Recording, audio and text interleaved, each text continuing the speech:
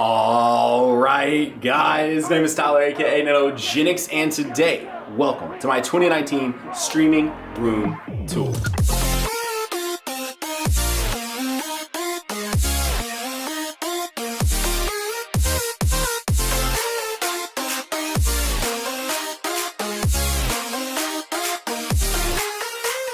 So first up, this one's going to be a little bit faster because not too much has changed about the room. So I'm actually going to put a link to the 2018 one down below. However, in today's video, it's going to be kind of a two-part type situation. We're going to go around it so that way you can check it out for those who actually care about how to make all of this work. And then I'm going to go into a little bit more detail about how that happened. So first up, shout out to the League. I'm actually pretty excited.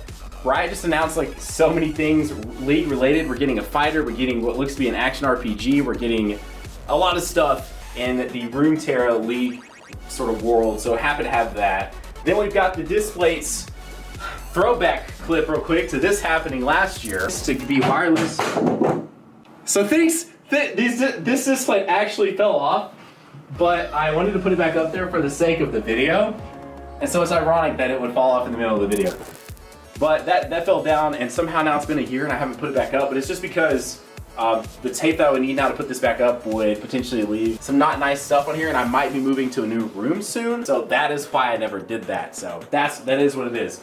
Then we got the details. We got the exclusive shelf, quote unquote exclusive shelf. This is back when they actually did the SDCC exclusive figures. Now they've moved to event exclusive. You get 3 of them a year now or some ridiculousness. That was actually this year we got 4. You know, we get another one, Bulma one at another event. It was insane. This is back during when it was just SDCC figures, and then we've got everything and all of those. I actually went more in depth on this too in a few years back as well. They haven't changed too much. Then we've got some of my PlayStation collection. That's not all the games there, just some of them that I have out there.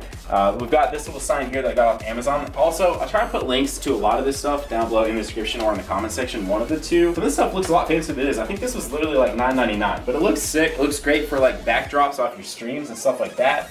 And then we got the 65-inch 4K HDR TV. This is a Sony from about a year and a half ago. This is the I think this is the early 2018 model of this. I love this TV to death, absolutely fantastic. Doesn't get enough use because most of the time I play games over there, but it is what it is. Authentic, from actually in the stores, late 90s, early 2000s, PlayStation sign that was hung up in like a EB Games or a GameStop. I don't know if that was GameStop then or not, but either way, there. Then we have our second Detolf shelf, Detolf. To get these from IKEA. Again, I was trying to find links to all those, but I get asked about these all the time. These are Detolf shelves from IKEA. They're like $60, $70. Then I installed the LED lights that IKEA sells with them. I guess some of the most notable things on this shelf, a lot of these are starting to get harder to come by because like the Androids and stuff are hard to get. That's an original Frieza. And then of the newer things, we've got the Gogeta back there. And I always love to point this out because I've had this for a long time too. I think I may have got this in high school. Super Saiyan Power Boost. I've never opened it, never drank it or anything like that. I always wanted to. I have to imagine it probably tastes pretty terrible now. It's over a decade old at this point, so it is what it is. We got our Rider Fatherhood. That was my, what was that, from first Father's Day, I think. And then these right here I've had for years too. Jace, Vi, and Darius. At the time, Vi's still my favorite character from all of League. But at the time, those were like my main 3 characters. So I found these on Etsy, picked them up, and I've had them for 6 or 7 years now, which is actually kind of crazy. Then I've come over here with a 120-inch screen that's powered by a BenQ short throw 1080p projector.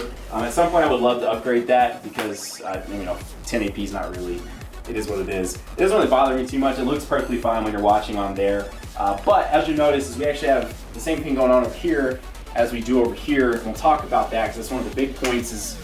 For this room, and as we get over to my desk as well, I wanted to prioritize function over aesthetics, and you'll see what I mean by that in a second. But what's powering this in terms of audio? We've got a 12-inch klipsch over there, a 10-inch klipsch behind that you can't see. It is what it is. And then up here, it's a 5.1. It's the klipsch.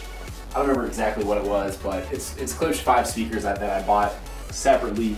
And they sound great. They sound fine. They're not crazy, but they get the job done. Mainly those subwoofers helping boost them. Then we got this couch here that literally never gets used. A ton of cool pillows though. We've got a Gohan pillow, Batman pillow, Hearthstone pillow. That is what that is now. Bioshock pillow, and then Broly pillow. And I don't really remember where I picked those. I think those were. I actually don't remember what site those were from. I had those for a long time. Society 8. Yes, that was it. Society 6. Yes. And then this is the Rift S. My stream has been trying to talk me into do some VR streams. I haven't done it quite yet, but we do have that sitting here. I used to have the Vive. The reason why I switched from the Vive to this was because I didn't have to have the towers that I had to have up for the Vive. That just uses the actual headset itself, and the tracking is pretty solid. BioShock shelf with the freaking Skyhook replica, the original PS3 BioShock game, because when I first played it was on the PS3, and the PS4 collection, and some Funko Pops that have survived. I used to be a huge Funko Pop collector, and then I got out. I flipped a lot of pops in my time and all that, and then I just kind of sort of got out of that. Anyways, powering all this that you see over there is this Spider-Man Special Edition. Let's move to the Dokkan device, and we'll talk about this in a second as well. But the Spider-Man PS4 Pro Special Edition from a year ago. The only problem with this thing is that it's a gloss finish, and it picks up scratches like crazy. I had the Destiny 2 one, the white one. It was a matte finish. I kind of liked that one better just for the simple fact that the scratches didn't show up too bad. This is a Witty. You can connect this to your phone and have it glow. It kind of is, it's just kind of like an abstract looking device, but then it'll glow. You can have it set like green for text messages, blue for Twitter, and all of that. And then again, this is an S10 Plus. This is what I capture all my Dokkan on. We'll talk about that more in a second. We got a 27-inch, 144 hertz G-Sync Acer Predator, 34-inch Acer Predator, 100 hertz. You can overclock to the 120. Then we've got a GH4 Lumix DSLR. This is how you see me all the time. And again, we're about to get deeper into all this. PlayStation sign, right? Or PlayStation sign. PlayStation shelf. This is pretty much a lot of my sort of memorabilia from all the different PlayStation IP. There's some stuff that's not represented up there. I have a Days Gone statue. I have a few other things that just could not fit. And again, when I eventually, at some point, potentially switch rooms, then I'll hopefully do a different stuff like that. Nintendo Switch with the like bright red Joy-Cons on it. I don't know, I kind of like them. Again, we'll get deeper into everything else that's going on over there. And then the last thing, for while we're in this mode and not in first-person mode, is my Batman shelf. This is literally the biggest sort of collection of Funkos that I have at this point. And then one of my favorite things in this entire collection, this entire room, is this right here. This is a Square Enix artist. I want to say maybe someone that worked on Final Fantasy. I can't remember exactly, but they designed this sort of Funko Pop look. It's not a Funko Pop, but Funko Pop looking Batman. And I love the design. And then we didn't point this out, you probably saw it, but the Dark Knight Secret Labs Titan chair, I had to pick this up. It's embroidered, it's on both sides, the front, the back, and then one other thing, my DX Racer. I used to have a green DX Racer and I kept this. This is great for sitting on when you're green screening. Fantastic. If you want a very clean look and no back behind you, you just hop onto this. And I have the Elgato green screen that pops up. It's in my closet. I didn't feel like the need to get that out and show that to you guys, but have that, pop that up, sit on this, and you are green screening like a friggin' pro in it. Plus, if you want to chill out, it also works as like an ottoman as well. So, all right, with that said, I'm gonna go into first person mode and show you guys a lot more of what is going on over on this desk and how the setup is really working. So now is the part that if you clicked on this just for the streaming side, we're about to hop into and talk about all of that back there. You guys, this is still gonna be super high level because there's a lot to talk about and I don't want this video to go on for too terribly long. So if you want something that's more in depth that just completely focuses on how I'm making everything in this room happen, hit that like button. I'm not gonna ask for a goal, but if I see enough feedback on it, we might go ahead and make a video that goes into super in depth of how I record Dokkan, stream Dokkan, record my PC, stream PC, all of that. And also, of course, if you're just enjoying the video, hit that like button. If you're new to my channel, hit that subscribe button. If you want to join in on the streams, there's a link down below, or you can just search Nanogenix on Twitch, or go to twitch.tv/Nanogenix. Let's talk about this setup. So it is a dual PC setup.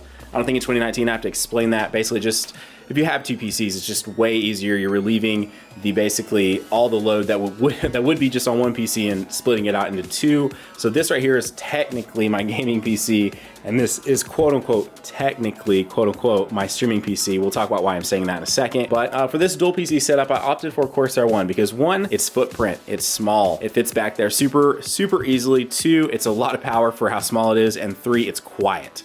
And so minus my cable management down there, if you just walked in here, you would not realize that there was two PCs really happening over there. And so the gaming PC is hooked up to the 2K 144 monitor, and then the streaming editing PC, and that's why it is still an editing PC as well. It's not just a streaming PC, it's hooked up to the 34-inch Predator Ultra Wide. And that's how I primarily use them. Obviously I could hook one up to the other, and you know, I could do a lot of cool stuff with that, but that's basically what's going on there. And the specs inside this thing: i9 9900K, RTX 2080 Ti, 32 gigs of DDR4, 512 SSD, and then a 2 terabyte hard drive, and it gets the job done, basically. But that's not the only RTX 2080 Ti sitting on this desk, because there's one in this. And this is something I've been working towards since I was in high school, basically. Like, this is the ultimate PC for me personally.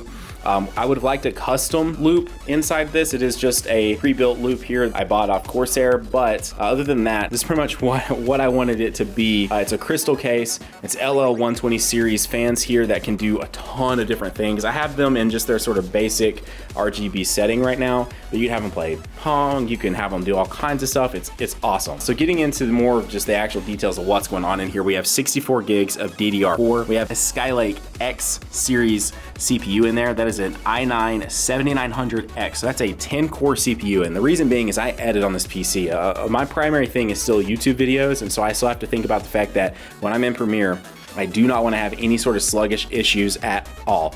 I'm in Premiere at least pretty much every single day of my life, and so I want to make sure that what I'm doing is efficient and everything else. So that is, it's a generation behind now. This PC is about a year old now, but I opted for the 10-core CPU, and it has not let me down at all. That is an RTX 2080 Ti right there. Then we have the AverMedia 4K capture card, and then Elgato sent me this, so shout out, #free product. They're not sponsoring this video, obviously, but that is the Elgato 1080p capture card in there. That's a Corsair 1200 watt power supply under there, and then that is a 360 millimeter radiator with more fans on it as well. And then there is an NVMe 2 stick in there for 1 terabyte, a regular 1 terabyte SSD, and then a 6 terabyte hard drive. So this thing's a bit of a beast. I do want to note really fast, you do not need all of this. You do not need all this. I don't know if anyone ever really says that in their videos, but this is all overkill. This is stuff I've acquired over a decade. This is stuff from having multiple jobs, multiple full-time jobs, multiple jobs that paid a fairly decent amount of money, doing YouTube for over 3 years, streaming for a long time, and just reinvesting back into my setup. If you want to start and do all this stuff on your own, you can hop on eBay right now, find probably a deal that someone who's either moved on to more stuff, moved on to something else, whatever it might be, but probably a capture card, a webcam, and a decent mic, and you can get going quick. You can get going quick. You do not need all of this. I just want to note that in this video.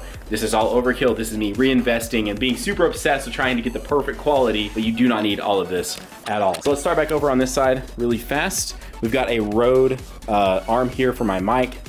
I bought this used, by the way. I've still been using this. I actually have an SM7B. That's a $400 microphone, but I do use it from time to time, but this is my main go-to still. I'm gonna change the setup soon. So this is still my main go-to for now. But I do have the SM7B. I don't notice too much of a difference. I'm gonna be 100% with you. Obviously the SM7B is a little bit clearer, a little bit crisper, but this Audio-Technica that I got for $60 used is still fantastic, let me tell you. And that Rode arm is great too. I've not had any issues with it. So one of the biggest upgrades that I've done this year, besides the Go XLR, which we'll talk about in a second, are these friggin' lights right here, which by the way, this is an Elgato Stream Deck. They sent me this as well. This was another #free product, I guess. The only other free product that I have here, pretty sure most people know about these by now, but basically it lets you program, do a bunch of cool stuff. I can open OBS and I have all my options for my different scenes going on there. And then I can open PUBG, Guild Wars 2, Fortnite. This button right here though is the important one. I can turn on my lights just by the press of a button. I guess there is one more important button, my SSJ3 button.